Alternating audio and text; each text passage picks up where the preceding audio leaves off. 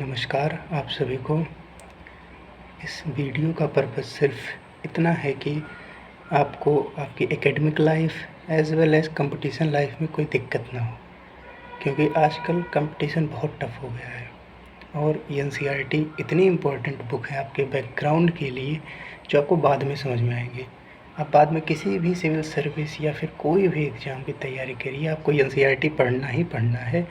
तो बेहतर यही है कि अपने बेस को अभी से मजबूत बनाते चलें। तो हम शुरू करते हैं इसको। इससे पहले आप चैनल को लाइक और सब्सक्राइब कर दें, आपका सपोर्ट हमारे लिए बहुत ज़रूरी है। देखते हैं क्या है इसमें। तो चैप्टर फर्स्ट ये लिखा है what, where, how and when. इसका मतलब है क्या, कहाँ, कैसे और कब। ठीक, तो इतिहास है। इतिहास तो भाई क्या, कहाँ, कैसे, कब, इन सब पे ही चलेगा। तो वही बात यहाँ पर की गई है।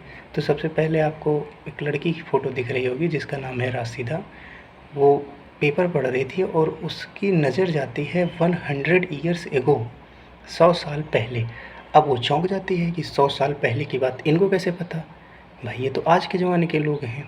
तो वही फिर अगला टॉपिक है finding out about what happened, ना क्या हुआ है, कैसे हुआ है, इन सबको ही पता लगाना है इस पूरे बुक में, पूरे इस क्लास 6 के पूरे बुक में। तो देखते हैं क्या क्या है। What can be know about the past, past के बारे में हम क्या जानते हैं। ये कह रहा है जो टॉपिक है कि पास्ट के बारे में भाई हम क्या जानते हैं। तो सबसे पहली बात तो पास्ट के बारे में, जैसे कि लोग क्या खाते थे, किस तरह के कपड़े पहनते थे, किस तरह के घर में रहते थे ना। We can find out about the lifes of hunter, herder, farmer, ruler, merchant, priest, craft person, artist, musician, scientist. इन सब लोगों के बारे में इनका एक एक मतलब है। जैसे कोई शिकारी हो गया, कोई फूड इकट्ठा करने वाला हो गया, फार्मर, रूलर मतलब राजा, मर्चेंट व्यापारी, प्रीस्ट पुजारी, क्राफ्ट पर्सन जो अपने हाथों से बर्तन बनाते हैं, आर्टिस्ट, म्यूजिशियन, साइंटिस्ट। इन सब के बारे में देखते हैं क्या पता है। तो वेयर डिड पीपल लिव, लोग रहते कहाँ थे। तो आप नर्मदा नदी अगर हम बताएं कहाँ है, तो ये आप मध्य प्रदेश में देखेंगे नर्मदा नदी है। People have lived along the banks of this river for several 100 years ago, आज से कई 100 साल पहले लोग वहाँ रहा करते थे। सम ऑफ देम अर्लीस्ट पीपल, कुछ एकदम पहले के लोग हैं, बहुत पहले के लोग हैं जो वहाँ रहते थे। Who lived here skilled gatherers, that is people who gather their food. वहाँ रहने वाले जो लोग हैं वो फूड गैदरर हैं, फूड इकट्ठा करते हैं और अपना जीवन यापन करते हैं। They knew about the vast wealth of plant in the surrounding forest and collected root, fruit and forest produce for their food. तो वो लोग जंगल के आसपास रहते थे, वहाँ से रूट, फ्रूट ये सब इकट्ठा करके अपना जीवन यापन करते थे। दे आल्सो हंटेड एनिमल, और जानवरों का शिकार भी किया करते थे। तो यहाँ पर सबसे ज़्यादा ज़रूरी है कि नर्मदा नदी के किनारे जो लोग रहते थे वो कैसे थे। तो वो भाई शिकारी थे, अपना फूड इकट्ठा करते थे, हंटर गैदरर कह सकते हैं आप, सीधी सी बात है। फिर अगर आगे देखें,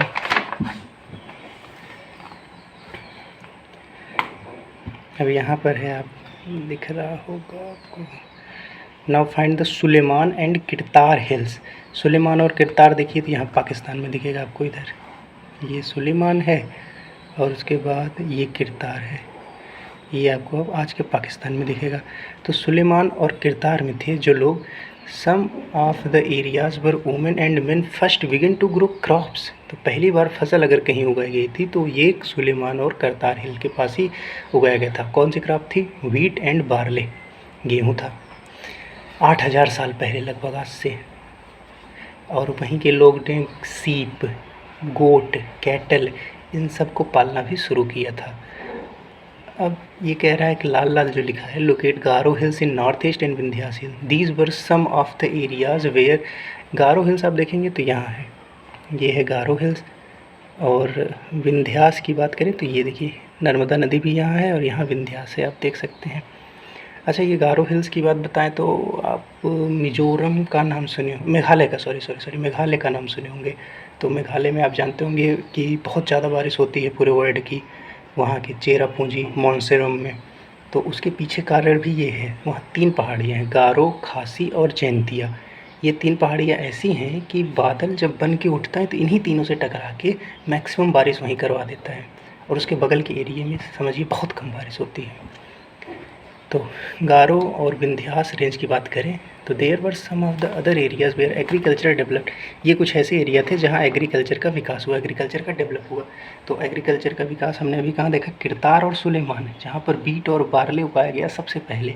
उसके बाद विंध्यास रेंज और गारो हिल्स में भी एग्रीकल्चर का विकास हुआ। यहाँ पर राइस चावल उगाया गया, कहाँ पर, विंध्या के नॉर्थ में। विंध्य मतलब ये मध्य प्रदेश आप पकड़िए, इसके नॉर्थ में जो है चावल पहली बार उगाया गया। अब इंडस नदी को देखिए, तो इंडस नदी की बात करें तो इंडस नदी आपको यहाँ पंजाब वाले एरिया में पड़ जाएगा। ये देखिए, ये है इंडस रिवर, ये पाकिस्तान है वो, लेकिन कुछ न कुछ पंजाब में भी आएगा इंडस नदी। तो इंडस नदी पे बहुत मैटर होता रहता है भारत और पाकिस्तान से आए दिन, क्योंकि भाई पानी है और पानी की उनको भी ज़रूरत है और हमें भी ज़रूरत है। और हमारे जम्मू कश्मीर से बह के जाता है तो वो हमेशा आपत्ति जताते हैं कि भारत पानी नहीं आने दे रहा है या फिर उस पर डैम बनाने की कोशिश कर रहा है, बहुत सारी चीज़ें हैं। तो देखिए, इंडस नदी की बात करें तो आज से लगभग 4700 साल पहले, 4700 साल ईयर पहले, वहाँ पर उनकी नदियों के किनारे, इंडस नदी के किनारे सिटीज़, शहर बसे। हाँ, शहर, जैसे आज आपका शहर है वैसे ही इंडस नदी के किनारे भी शहर बसा था। अब जैसे आपने नाम सुना होगा, या आगे के चैप्टर हम लोग पढ़ेंगे, हड़प्पा, मोहनजोदारो, कालीबंगन, लोथल, ये सारे तब के सिटी कह सकते हैं उस समय के, जो आज से लगभग 4000-5000 साल के पहले के हैं। और 4700 साल पहले, 4700 ईयर एगो, इंडस रिवर के किनारे, on the bank of Indus river, आपको शहर, सिटी देखने को मिलेगा। 2500 साल पहले गंगा नदी के किनारे शहर बसे। अब सोचिए, 4700 साल पहले इंडस नदी के किनारे, वहाँ भारत पाकिस्तान के बॉर्डर पे, या पाकिस्तान में, जैसे हड़प्पा पाकिस्तान में है, मोहनजोदाड़ो पाकिस्तान में है। तो और 2500 साल पहले आप इधर गंगा के आसपास देखेंगे शहर बसे ना। गंगा के आसपास जो शहर बसा उसको कह सकते हैं मगध एम्पायर, जहाँ का ये धनानंद, फिर बाद में चंद्रगुप्त उगता है। तो मगध शहर 2500 साल पहले आज से बसा है, जो बिहार में पड़ता है आज के। It's ruler very powerful and set up a large kingdom. Magadh के जो रूलर हुआ करते थे वो बहुत पावरफुल और बहुत बड़ा एम्पायर उन्होंने बनाया था। एक तरह से कह सकते हैं पूरे भारतवर्ष पे उन्होंने राज किया था। और कंट्री के अलग अलग पार्ट में भी एम्पायर बने, ऐसा नहीं है कि सिर्फ गंगा नदी के किनारे ही बसा था, और भी बहुत पार्ट में थे। अब लोग एक जगह से दूसरे जगह तक, एक सब कंटिनेंट से दूसरे कंटिनेंट तक जाया करते थे। माउंटेन था, जैसे हिमालय, डिज़र्ट, रिवर, सी जर्नी डेंजरस एट टाइम्स। तो हिमालय पार करके जाना तो भाई तो सीधी सी बात है डेंजरस होगा। तो men and women moved in search of livelihood and also to escape from natural disaster like flood and drought. तो क्यों मूवमेंट हुआ करता था? पहली बात, जैसे आज के जीवन में होता है, कमाने खाने के लिए, उस समय भी अपना जीवन यापन करने के लिए लोग मूव करते थे। और दूसरा कारण था, जैसे बाढ़ आ गई, सूखा पड़ गया, तब भी लोग मूव किया करते थे एक जगह से दूसरी जगह तक। कभी कभी देखिए लिखा है समटाइम्स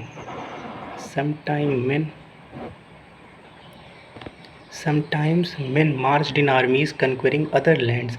कभी कभी आर्मी लेके जाते थे, मतलब खुद ही आर्मी बना लेते थे और दूसरे की ज़मीन पर कब्जा कर लेते थे। मर्चेंट ट्रेवल्ड विथ कारवांस और शिप्स। कारवांस मतलब कि एक मर्चेंट अकेला नहीं जाता था, एक ढेर सारे मर्चेंट के ग्रुप हुआ करते थे, उन्हीं को कारवांस बोलते थे। शिप्स के थ्रू वो लोग एक जगह से दूसरी जगह तक जाते थे, ट्रेड करने के लिए, व्यापार करने के लिए, वैल्यूएबल गुड्स का एक जगह से दूसरी जगह तक ले जाते थे, ले आते थे। रिलीजियस टीचर्स गांव-गांव, शहर-शहर जाते थे, अपना एडवाइस, अपना इंस्ट्रक्शन लोगों को दिया करते थे। धार्मिक गुरु जो हुआ करते थे, आज भी होते हैं, जैसे बाबा वाबा का आप देख लेंगे घूमते टहलते। तो पहले के लोगों का जीवन कुछ ऐसे ही बीतता था। अब आगे बात करें तो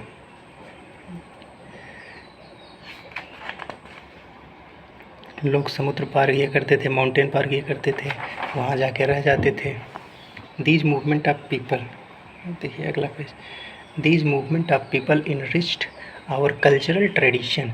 पीपल हैव शेयर्ड। अच्छा, अब लोग एक जगह से दूसरे जगह तक जाएंगे तो अपने साथ अपने विचार, अपने आइडियाज़, अपने धर्म सबको ले जाएंगे। तो वही लिखा है कि कल्चरल ट्रेडिशन का भी मूवमेंट हुआ करता था उस समय।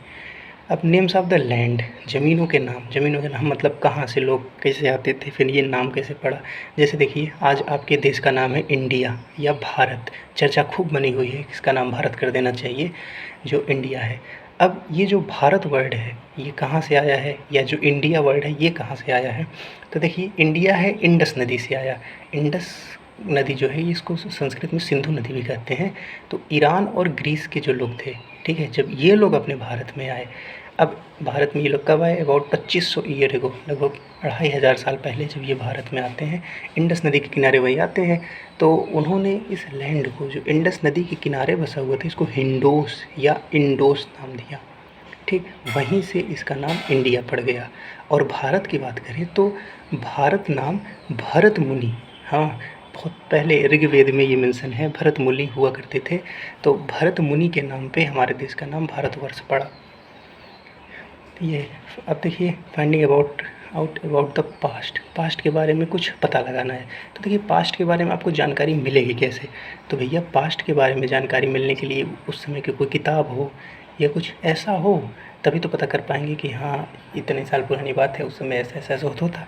तो देखिए, एक चीज़ है यहाँ पर मैन्युस्क्रिप्ट। तो मैन्यू का मतलब है जो हाथ से लिखा जाए, तो उसको बोलते हैं मैन्युस्क्रिप्ट। अब उस समय जो हाथ से लिखा गया है, उसमें बहुत सारी चीज़ें ख़त्म हो गई हैं, लेकिन कुछ सर्वाइव कर गई, और जो सर्वाइव कर गई उसी के बेसिस पर ये बताया जाता है कि हाँ, उस समय ऐसे खेती होती थी, ऐसे राजा रूल किया करते थे, ऐसे घर होते थे, तमाम तरह की चीज़ें हैं जो उस मैन्युस्क्रिप्ट से पता चलती हैं। तो मैन्युस्क्रिप्ट का मतलब है कि बहुत पहले जो हाथ से लिखा गया हो। अच्छा, अब लिखे किस पे गए होंगे? या पेज तो पहले होता नहीं था, पेज तो बहुत बाद में बना, जब ये गुटेनबर्ग आए, प्रेसरस बनाए तब। तो पाम लीव, पाम की पत्तियाँ हुआ करती थी, उस पे लिखते थे। कभी कभी bark of trees, bark tree होता है ना, पेड़, तो पेड़ की खाल कह सकते हैं, खाल या फिर तने का एक पार्ट कह सकते हैं, बार्क ऑफ ट्री, जिसको बर्च बोलते हैं। बर्च हिमालय के रीजन में आज भी उगता है, होता है, तो उस पे लिखा जाता था। तो भाई, अब पत्ती है या फिर पाम लीव्स है, ये तो ख़त्म होने वाली चीज़ें हैं, धीरे धीरे ख़त्म हो गई, लेकिन जो बची, जो सर्वाइव की, उनकी मदद से हम बहुत कुछ बता पाते हैं।